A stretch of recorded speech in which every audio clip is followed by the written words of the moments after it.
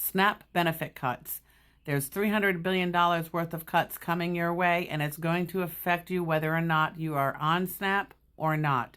The House Committee on Agriculture has released their budget reconciliation proposal. I have the amendments, and this is a 97-page proposal. Now, I was going to take screenshots and share them with you at the end of the video. I'm not doing that because there's not enough time within the 10-minute time span TikTok allows.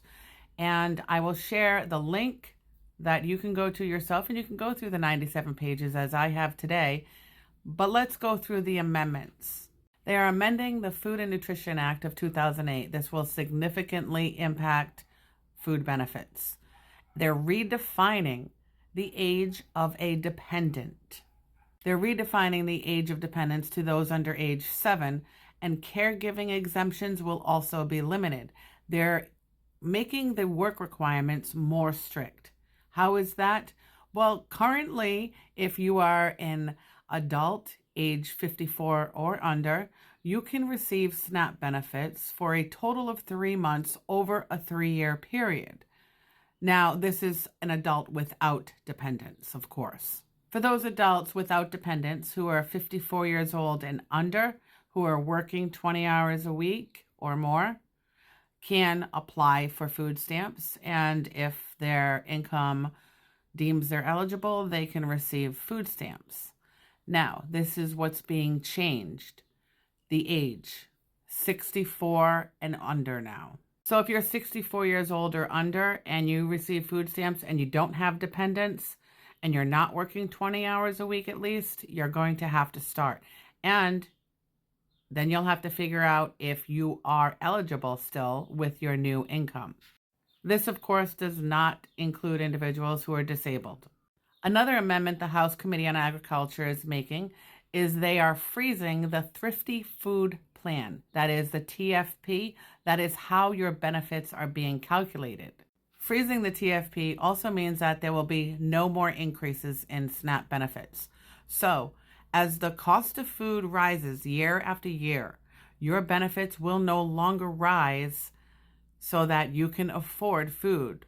You get $100 now. In 8 years, you'll still get $100. So people are not going to be able to afford food.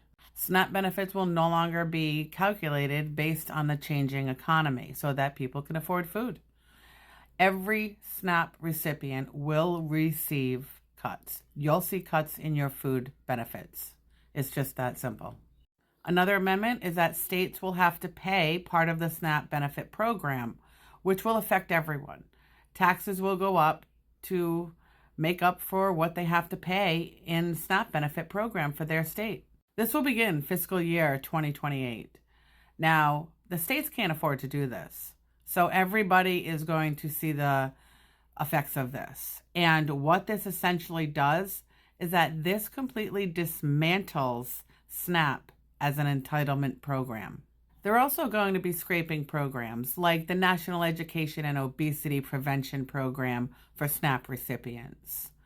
And finally, so far, the elderly and disabled will also be affected. If you are elderly or disabled and you receive SNAP benefits, you will no longer be allowed to use your utility bills on the application. They will not be counted towards the amount of SNAP benefits you receive every month, as they always have been. See, for those who don't understand, when somebody fills out an application for SNAP, they have to document and show proof of all their monthly bills. And those bills are calculated, and they use those calculations to determine how much an individual should receive in SNAP. If your utility bills are extremely high, which they are for everyone now, and they're only going to increase, those costs that you put towards your utility bills enable you to receive more SNAP benefits because you're paying so much out of pocket for utilities that you need. Well, that's no longer going to happen.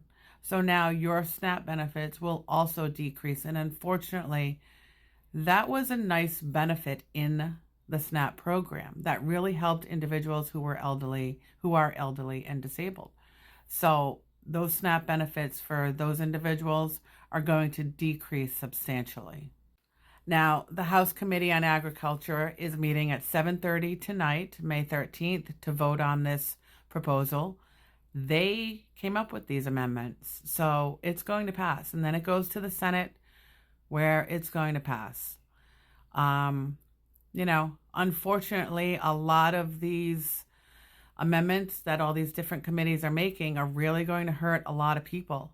Now, if there are any changes or anything else that affects you, of course, I will continue to provide you with that content and information as I do every day. Please like, follow, and share so that I can continue to provide you with content and do this for you. I appreciate you being here, and regardless of what's going on, I hope your day is going well.